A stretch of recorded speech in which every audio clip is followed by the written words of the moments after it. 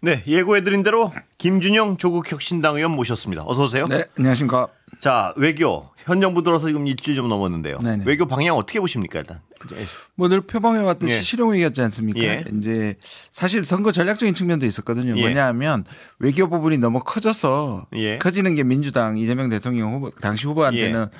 불리한 좀 로키로 간다. 예. 좋을 것 없다. 왜냐하면 이념의 프레임이 자꾸 씌워지잖아요. 예. 좌파, 친북, 친중. 예. 그래서 그런 것들이 이제 밀어놨는데 실제로도 본인이 워낙에 대통령이 예. 그 실용주의니까요. 예. 국익을 앞세운다는 것이고 또 하나는 그래서 지나치게 미국이나 일본 예. 그다음 내부의 보수들이 문제 삼을 만한 빌미를 주지 않겠다는 게 가장 예. 큰 것 같고요. 지금 인사들을 보면 그래서 좀 외교부 중심, 예.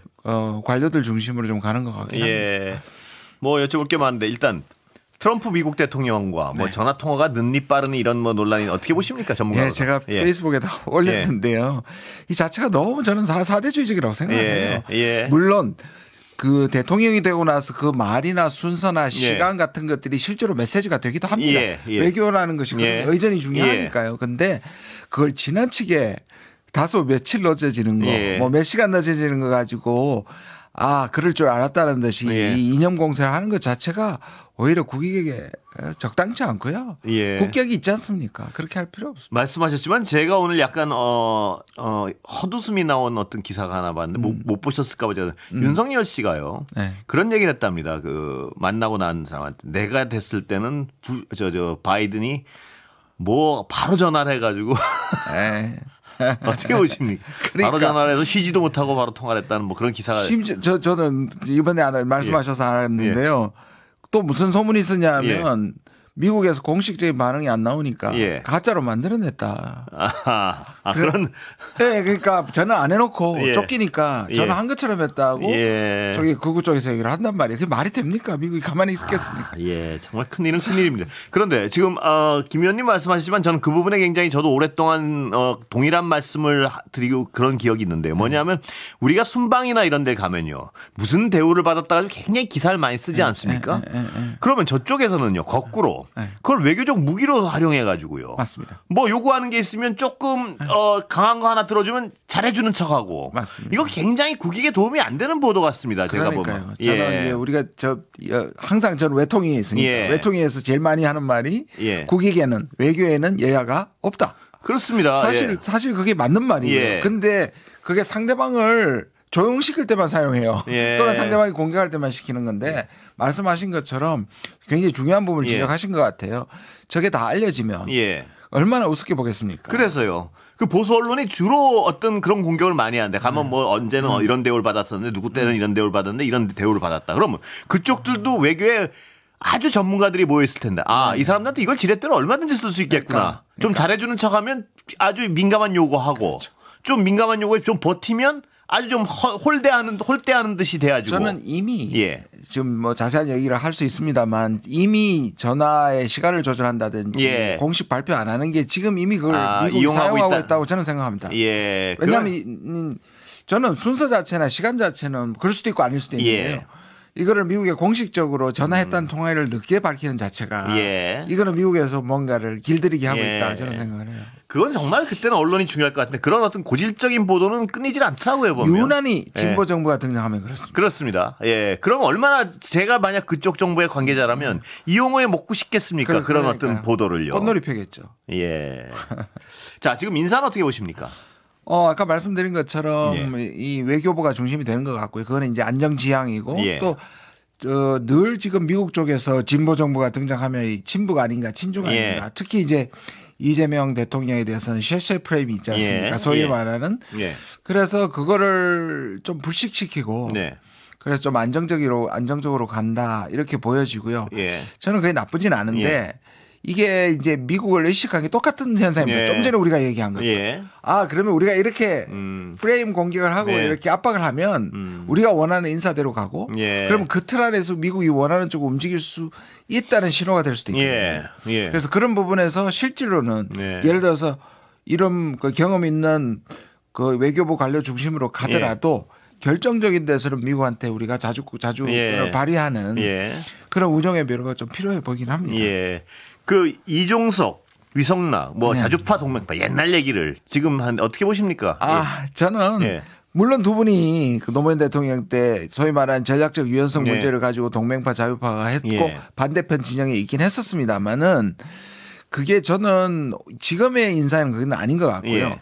아까 말한 외교부는 외교부 평생 관료로 이제 연속성이나 안정성 그다음에 북미국 출신이고 미국 사람들에게 우호적인 사람이니까요.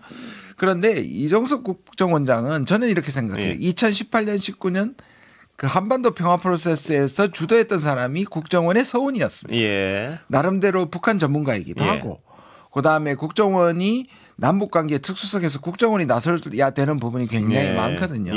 그래서 2018년에 어게인 좀 그런 북한에 대한 일종의 메시지 그거로 보여지지 두 사람을 이렇게 해가지고 그리고 그때 이후로 상당히 오히려 저는 두 분이 이념적인 부분이나 이런 부분은 수렴했다고 생각합니다. 그래서 그런 알력은 그것도 역시 좀 너무 과장하는 것 같다. 트럼프 대통령과 우리 관계는 어떻게 될 것으로 전망하시고 어디로 가야 된다고 보십니까? 네, 저는 이제 이 소위 말하는 실용주의가 이제 바로 아마 시험대에 오를 거예요. 저는 이번에 G7 정도에서는 그냥 약식을 하겠지만 미국과 협상을 해야 되잖아요. 그렇습니다. 그런데 전화해서 이재명 대통령이 뭐라고 했느냐 하면은 협상을 잘하자 그랬잖아요. 트럼프는 어떻게 생각하냐면 이미 협상 끝났다고 보는 거예요. 그리고 그거를 한대행과 최상목이 그렇게 해버렸단 말이에요. 어떤 식으로 미국이 그때 미국의 표현을 보면 미국한테 유리한 협상을 한 것처럼 얘기를 했기 때문에 아마 그래서 공식적으로 뭔가 발표 안 한 게 이 사람들이 지난번에 우리한테 얘기했던 것들을 인정하지 않는구나. 그렇게 볼 수 있죠. 그렇게 볼 수 있죠. 저는 그거 잘했다고 봅니다. 왜냐하면 자격 없는 자들이 대행 정부가 한 것들은 사실 우리가 새로 해야 된다는 좀 보여줘야 된다. 그런 점에서 저는 나쁘지 않았다고 하는데 이제 미국이 고민에 들어간 거죠. 그런데 저번에도 말씀하셨고 지금 나오는 기사 이 트럼프 행정부의 어떤 외교 정책이요. 팔을 비틀 수 있는 고리가 많은 우리 같은 좀 약한 고리들은 뭐 비틀 때까지 비틀어서 얻어낼 건 다 얻어내겠다 이런 거 아니겠습니까? 그렇죠. 쉽지 않은 상황 같은데요. 사실상 처음에 모든 세계가 놀랐고 깜짝 놀란 게 멕시코하고 캐나다잖아요. 아무도 그렇게 예상하지 않았습니다. 중국 먼저 때릴 줄 알았지. 그렇습니다. 그거는 제가 지난번에도 말씀하신 트럼프 생각 속에는 미국을 이렇게 만든 것은 적대국적인 국가보다는 동맹국들이 미국을 착취하고 이용해 먹었다는 거거든요. 그리고 또 트럼프의 이 놀랄만한 감각은 뭐냐면 이들이 미국을 이용해 먹은 만큼 미국에 취약하답니다. 그러니까 얽혀 있으니까. 미국이 때리면 바짝 엎드릴 줄 알았습니다. 근데 생각보다 멕시코와 캐나다가 저항을 했고 중국이 저항을 해버렸잖아요. 그러니까 트럼프 좀 초조합니다. 그래서 사실 한국, 일본이 더 만만했고 더 중요했는데 일본도 처음에 아부에 외교했다가 잘했다 그래놓고 뒤통수 맞고 나서 정신 차렸습니다. 그러니까 우리는 그걸 다 봤잖아요. 그렇게 되면 그 부분에 대해서 우리가 조금 이 부분에 좀 저항해야 된다. 근데 트럼프는 실패를 하고 사실 지금 LA에서 일어나고 있는 것도 실패에 대한 이 국면 전환 성격이 크거든요. 우리한테 세게 나올 수 있다. 이게 바로 이제 첫 번째 시험대가 될 것이다. 그때 한국 언론이나 국민들이 그렇습니다. 좀 지지를 해줘야 됩니다. 이거는 국익을 위해서라도. 그런데 또 분명히 예상되는 것은 이른바 보수 언론이란 곳에선 굉장히 어떤 굴종을 강요할 것 같습니다. 그렇습니다. 보면. 우리가 관세에서 이거는 지금 제로섬 게임이랍니다. 절대로 둘 다. 그리고 트럼프가 제일 세상에 싫어하는 말이 뭐냐면 윈윈이라는 말입니다. 트럼프는 세계관을 윈루스로 보는데 윈윈이란 말은 있을 수 없고요. 특히 관세는 우린 낮을수록 좋은 거고 미국은 높을수록 좋은 거잖아요. 그런 점에서 뭔가 국익을 걸고 싸울 때 우리 내부 여론이나 언론이 사실상 좀 버텨줘야 하는데 그렇습니다. 미국이 알 거 아니에요. 제대로 이재명 정부가 제대로 안 통하고 굴복 안 하면 바로 동맹 문제를 가지고 흔들어댈 겁니다. 그리고 늘 나오는 홀대론 계속해서 홀대를 할 것이고요. 그때 그때마다 한국 정부가 흔들리는 걸 아니까. 그러니까. 그걸 보면 만약에 가서 젤렌스키 같은 방식으로 모욕을 당할 경우에 사실 미국에게 분노해야 되는 일이지 그게 우리 대통령한테 분노해야 되는 일이 아닌 겁니다. 실제로 캐나다의 트리도 총리는 사임했지만 당시에 그 여당이 거의 더블 스코어로 지고 있었는데 미국한테 대항하면서 이 마크 칸이 이 총리가 당선이 된 역전승을 대역전승을 했거든요. 그걸 좀 참고할 필요가 있습니다. 골프 라운드 이런 건 어떻게 봐야 됩니까? 잘 모르겠습니다. 제가 골프를 안 쳤어.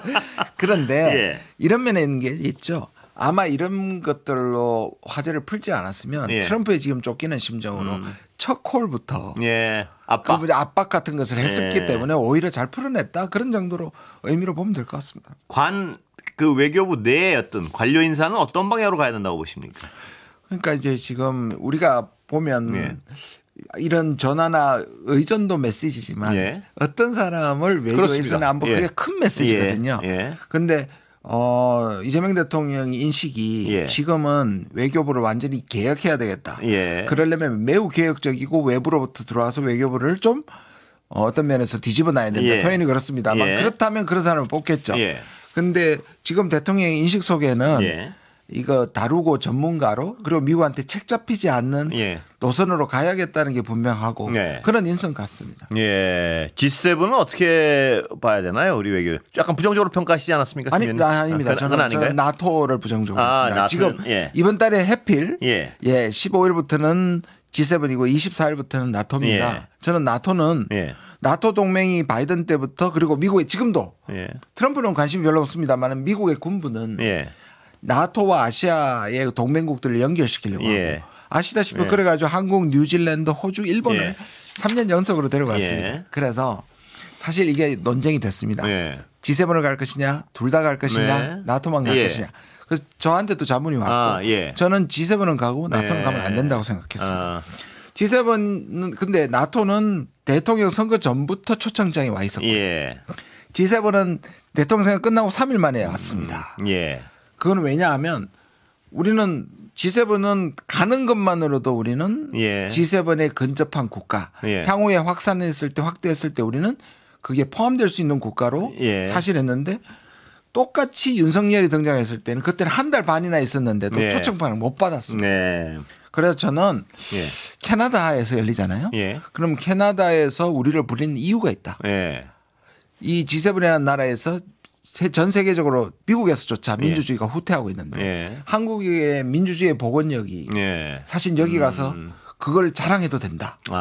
그다음 두 번째는 트럼프에 맞서는 캐나다가 한국을 불렀다.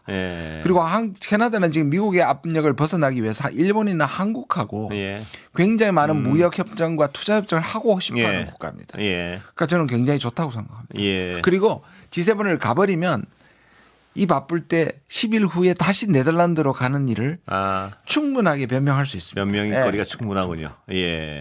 이 이른바 트럼프의 일방주의 외교 마가 다른 지금 방금 말씀하셨지만 다른 나라랑 어떤 관계를 끈끈이 해서 버티는 수밖에 없겠죠, 당분간은. 그렇죠. 제가 이제 늘 얘기하는 게 좀 느리게 다른 국가를 보고 그다음에 함께. 그 함께는 손잡고 비슷한 연대가 있고 또 마지막으로는 당당하게. 이 방법으로 좀 대처하시면 낫지 않나. 그런데 기본적으로 우리가 이미 취약성이 있기 때문에 어느 정도의 그 우리가 손해 입을 것은 좀 국민들이 어쩌면 기대 수준을 약간 낮추면서 기대 수준을 된다. 관리할 필요도 있다. 중국 어떻게 합니까? 저는 중국은 지금 한국한테 너무 우호적이에요. 사실상 전화 순서도 원래 문재인 대통령 때는 그리고 미국, 중국, 일본이었는데 이것 역시 미국, 일본하고 중국, 일본을 바꿨거든요. 중국으로 발끈할 법한데 안 했고요. 그다음에 오히려 백악관에 우리 대통령한테 보낸 축하 메시지가 좀 이상했지 않습니까? 공정한 경쟁에서 한 것 당선됐다고 해놓고 뒤에는 중국의 영향이란 말을 했단 말이에요. 그때 중국이 치고 나왔습니다. 우리랑 중국은 내정 간섭 본 적이 없다. 왜냐하면 중국은 두 가지가 있습니다. 하나는 윤석열 정부 때 최악이었고 그다음에 한국이 필요합니다. 왜냐하면 일본, 한국이나 지금 중국이 거의 에워싸움을 당하고 있지 않습니까? 그렇다면 한국이 적어도 완충작용을 해 주기를 바라서 손을 내밀고 있고 그다음에 중국이 제일 싫어하는 오해가 뭐냐면 북중러가 3자가 연합한다는 겁니다. 그래서 중국은 따로는 만났습니다. 북한하고 러시아 따로는 만났지만 세 개가 같이 모인 적이 없어요. 그런 오해를 받기 싫어하고 한미일이 모이는 것에 대한 빌미를 주고 싶어 하지 않는 겁니다. 그런데 지금 북러가 가까워져 버렸죠. 그러는 새에 북한은 러시아한테 접근을 해버렸습니다. 그러면 우리가 중국을 필요로 하고 중국 우리를 필요로 합니다. 그런 점에서 중국 외교는 오히려 지금 당당하게 하면서 중국을 관리할 수 있는 기회다. 예. 저는 그렇게 생각합니다. 예. 그런데 미국에서 지금 얘기하는 그 핵세트는 뭐냐면 거의 과거처럼 안 보는 미국 경제는 안미 경중 중국이라는 거 버려야 된다. 끊으라 그랬잖아요. 그런데 따지고 보면요. 미국이 중국을 못 끊습니다. 미국은 중국에 대한 무역이나 이런 생필품의 공급이 안 되면 미국 경제는 완전히 가라앉거든요. 그렇습니다. 뭐 대단히 싸울 것 같이 하다가 결국은 결국은 그게 맨 처음에 다 어떤 그 허세였습니다. 보면 매년 미중 무역량은 계속 증가하고 있는데 계속 신기록 행진입니다. 매년 늘어납니다. 그만큼 미국도 중국에 중독되어 있는 거죠. 만약에 중국에서 오지 않고 다른 나라에 오거나 자체 생산하면 물가가 감당을 못할 거죠. 근데 그런 거를 설득시키고 사실 우리도 미국이 예민해하는 첨단 기술이나 그런 것들에 대한 제한은 걸 수 있지만 중국하고 경제를 끊으라고 하는 건 한국 경제가 망하라는 소리예요. 그건 당당하게 대할 필요가 있습니다. 일본은 어떻습니까? 일본이 많이 달라졌습니다. 정말. 그래서 이제 결국 이시바 정권이 처음에는 자기 스스로도 아첨외교라고 그랬어요. 그래서 잘 될 줄 알았는데 뒤통수를 맞고 나서 이시바가 당장에 뭐라 그랬냐면 미국과 일본의 이익이 다른 점이 있다. 그러면서 뭐냐면 다른 나라의 협상을 지켜보겠다라고 오히려 한 발 물렀었고요. 그게 하나고요. 일본이 좀 급해져서 한중일 FTA 하자고. 이 말은 뭐냐면 미국의 공세에 대해서 사실 한중일이 합치면요. 세계 제조업을 거의 지배하고 있습니다. 소위 말하는 공급망. 미국도 그것만은 막고 싶을 거 아닙니까? 그렇죠.